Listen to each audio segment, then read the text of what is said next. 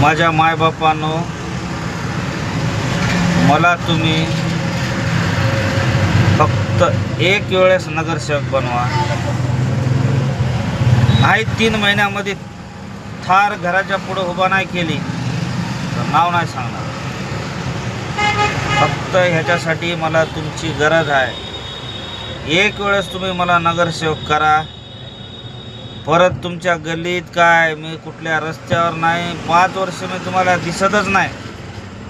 अहो, तुम्ही थारच्या बाजूला थांबले ना तर मी काचसुद्धा खाली घेणार नाही. तुमचा विकास झालाच समजा. म्हणून मला तुमच्या आशीर्वादाची गरज आहे. मला तुम्ही एक वेळा नगरसेवक करा आणि मला मोठं करा, बस.